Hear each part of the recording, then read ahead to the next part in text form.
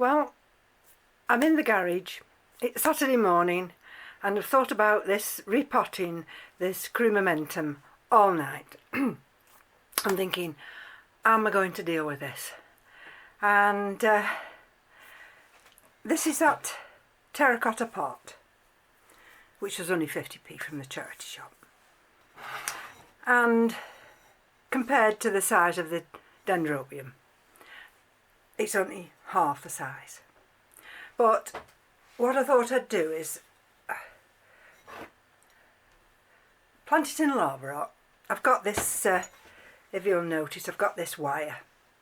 And what I need to do is actually wrap the Dendrobium around the wire, so it goes in a circular motion. So I'm going to just move this down here now, and then we're going to unpot this. And I hope you can see me. So let's just have a look. I did string this up yesterday, and I was thinking about it, like I say, and this one's also called the pigeon orchid. I think it's because it's the way that it perhaps resembles a bird. It's got several names, and I did put it outside yesterday, thinking it would be able to catch that thunderstorm and blow me down if the thunderstorm didn't pass. And so I rushed home at tea time. Fortunately, Keith had already taken the plant back in. Now, it's in this other outer container just for stability. So let's just have a look what we're dealing with here. And the first thing I want to do is to pull it away from these canes. And the reason I want to do that is I want to remove some of these cakeys. So let's just see how we go on now.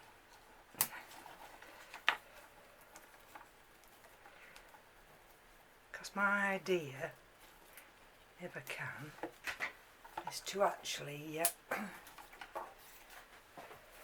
plant these cakeys down into the pot itself. And people always worry, and I sometimes worry, about repotting Dendrobiums because they're very, very fickle. And sometimes you just have to do it. It's not something that you know, you want to do to the plant. You don't want to disturb it if you can help it. But what I found is it's the disturbance of the roots. If you can actually leave as many of the roots intact, it's when you chop off the roots off. Right, now let's just have a look. Actually, these little clips are quite good. So I'll throw them down now and see what we're dealing with here. And I'm going to keep this bowl here so I can drop some of this medium into it.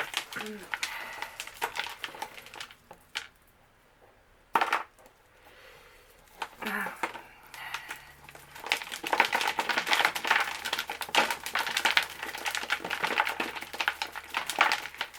as this is a big plant, excuse me a minute.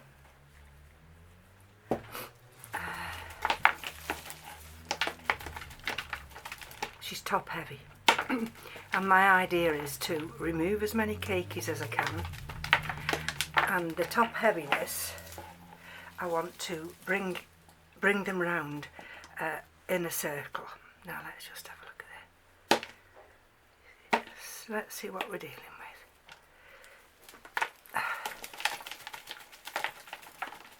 Excuse me, I've got a bit of a cold this morning. Right, let's see.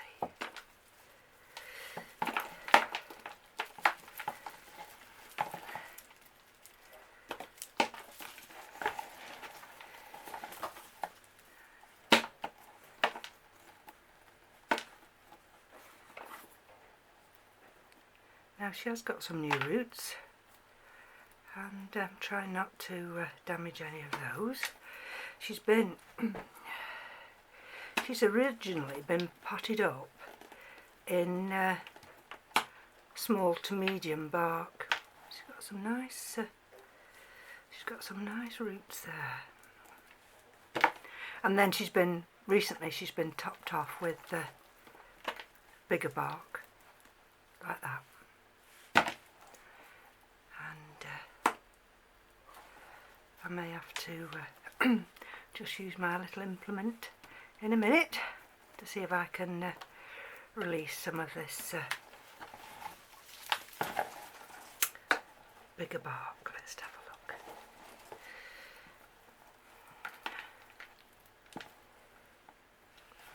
Now, let's have a look for you. See, so that's a growing tip there. That's a new growing tip. So she is in active growing mode, and which is a good sign because that means I can repot her now. And see, some of this is breaking down. That's now the use in her ornament. And let me get my little, excuse me, my little trusty tool out now. Let's see what we can do. And here we go. See, some of this is just falling off, so that's very good.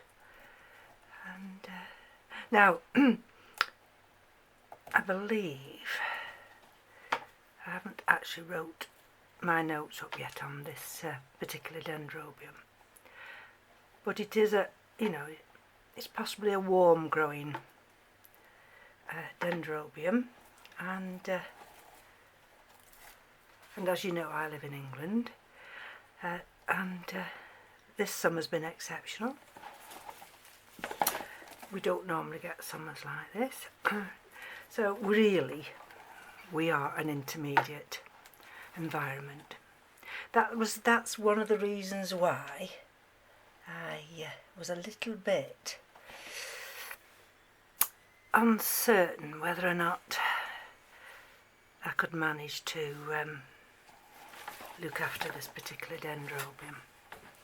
But then again, I just think, well, nothing ventured, nothing gained, and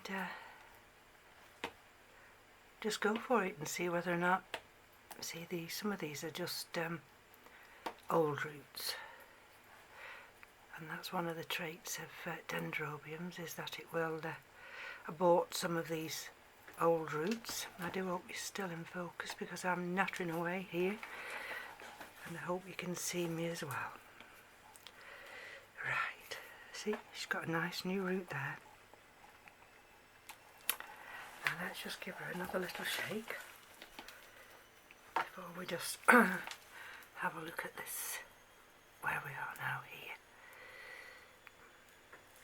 And now at one time, of course, I'd never used to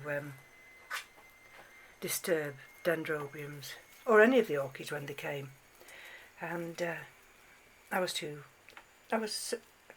much of a novice. I hadn't got the confidence, and but now, no, it's even if they sulk, and I've had the one upstairs, which is the primulinum, and that sulked for 12 months, but just have to sulk, because eventually, if you look after them well, they will adapt to your environment. It's just that they do have this tendency to sulk. Now let's just have a look. I've got a little bit of a tangle here, and if I can get in here with my fingers and this little probe. So I'm going to now pot this up in lava rock. And with Dendrobiums, this is my preferred method now. And people wonder why I disturb roots when this probably the medium's not broken down. And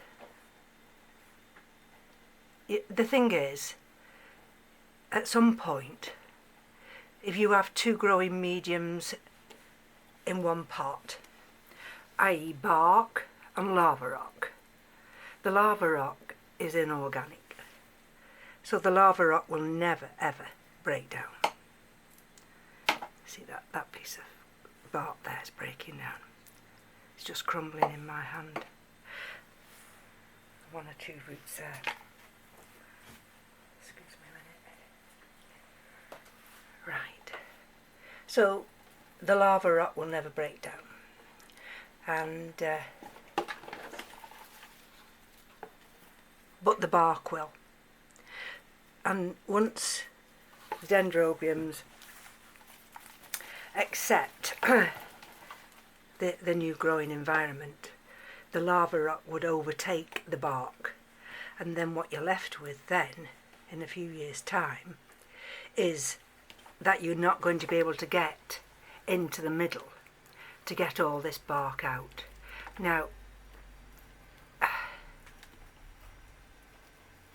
at the moment, I'm getting in right in the middle here, and I'm getting as much of this bark off as I can. Okay, she's been disturbed at the moment.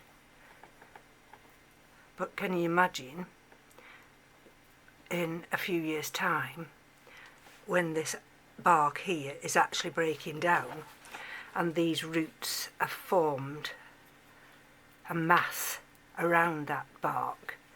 I wouldn't be able to then. Well, I would, but I'd have to actually chop all these roots off to get to that broken down bark. And so I'd rather deal with these issues now and while she's in active growing, and then she can settle down and then she's not going to be disturbed again. Because the thing is, if she outgrows this pot in a few years' time, all you need to do then is to lift her and without much disturbance into a slightly bigger pot and put some more lava rock around her. Right, let's see if I can. I mean, the thing is, it doesn't matter how clever you are, you will always disturb one or two little roots. Right, now let's just have a look. And I have a feeling I'll have a look at this plant in a minute. But let's just have a look at it, see if I can see what we're dealing with here. She's still got a few little remnants I need to just loosen here. Don't know what that is, but let's have a look. Oh, look at that. Now that, can you see that? This here, that was either another cane or it's been chopped. So this is that is the growing root there, the first. So it's been chopped away from the mother plant originally, and there, that's the little trunk as I call it. Now let's have a look underneath here and see what we're dealing with. I think we're nearly there now actually. And then there we go. The other two, three orchids that I had yesterday, they're a lot smaller of course, and I'll deal with a video for them later, but I will check them. Right, now let's just have a look here to see how she is. Okay, right, that's the rest of that. And she's got quite a good root system now. A little bit of rock wool that was. That must have been the original growing medium. Okay. See? So when I put her in that pot now, I'll be able to flatten these roots out like that. So, right, so we've got to that stage now. Now normally I don't like to actually spray with hydrogen peroxide, because I think at times you put your orchids through enough, and but because she's got quite an extensive root system here, I don't know what might be lurking down in the middle here, but I don't want to do it just at this moment in time, the reason being because it does burn my hands. There we go. Okay, so she's quite clear now. Right, so the next thing I've got to deal with is the removal of these cakeys. So let's just have a look. I don't know which is the best angle to show you me doing this. But sometimes there's only one way, and let's bring it nearer this way. Okay. Right. I hope you're in focus now. So there's the cakeys, and what I'm wanting to do now is to remove these cakeys. I want to put them in that pot.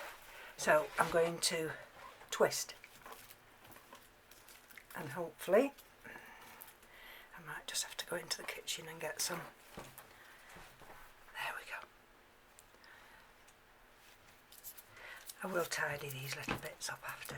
This actual plant has had some nutrient deficiency at some point, you can see. There's one. I'm going to put her in this little water bath here, because those roots have been an aerial root. There's another one here, which I'm going to see if I can twist off. There we go. There's another one. And that, I'll just throw that in there. Because if I can get rid of these, then you see she's got this habit, I can twist around then. Now look at this root here. So let's get this one off. Now that's that one. It's fine because she's got two leaves there. I will need to tidy up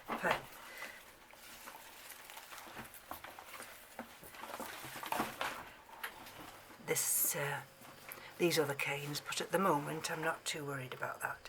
So again, I'm going to twist, and with a twist it'll come off. There we go, throw it in there. Like I say, this one has this habit. Now you see there's nothing there, but there's another little one at the top. So I'm just removing the ones that I think are quite viable and can be actually potted on. See that one there now? There we go, there's another one. Hold it there, get it there in your fingers and just twist. Sometimes they won't twist off and sometimes they will. That's another one, and that can be potted up. So let's have a look. Right, okay, what's this? That can just be thrown off. There's another one here, and there's another one there, so let's have a look. If we've got any that are quite good for twisting off, and let's take this one here if we can. twist her off. Let's see. Sometimes it's not always easy, but there we go. It has left just this little one here. Right. Okay, just let me have a look how I am for time. It's just to give you an indication really of how I intend to pot her up. And just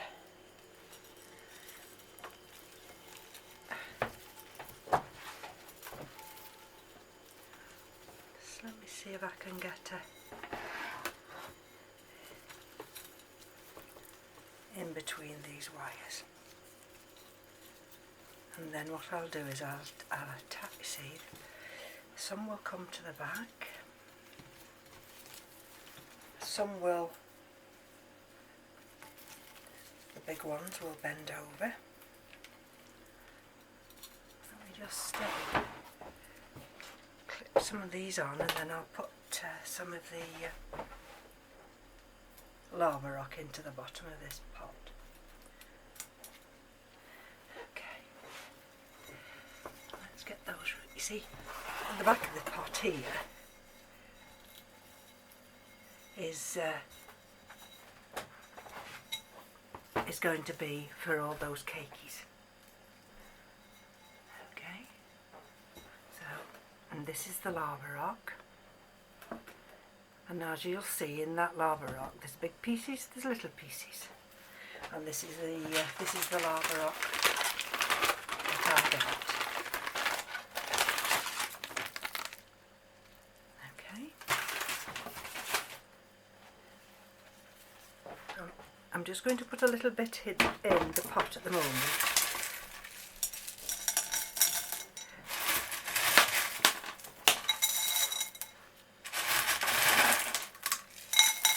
Give you an idea.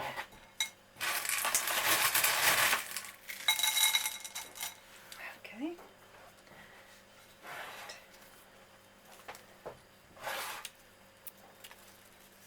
Okay. Now this one here, this big one here, this big cane, I'm going to twist round, being careful not to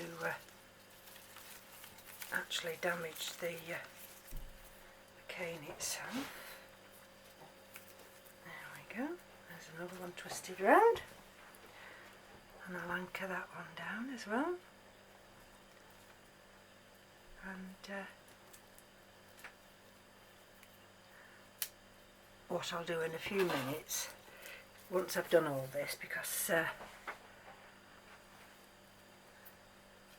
time might be not on my side, I will actually come back and show you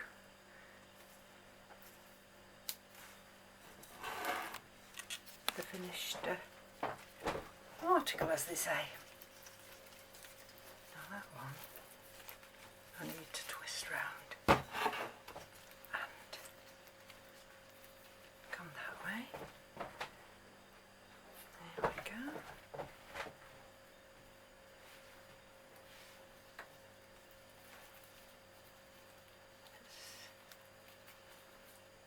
Anchor that on there. This one can be anchored here, down here. No, maybe not. I don't want to twist it down too much. There's just this one I need to bring this way, so I'm just wondering whether I can get it to come this way. Let's have a look.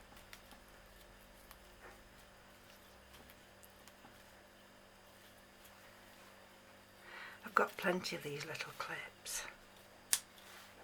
There we go.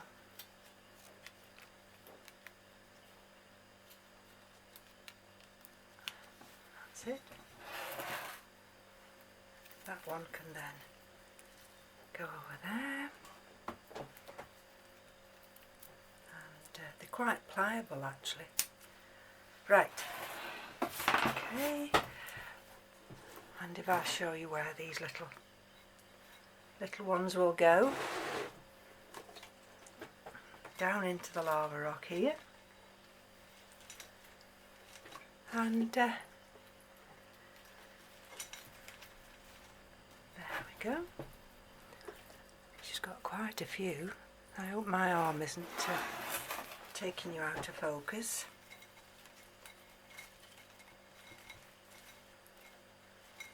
Okay, but when I've tidied it all up, I'll come back, and I'm just going to pause you now, and then I'll be back.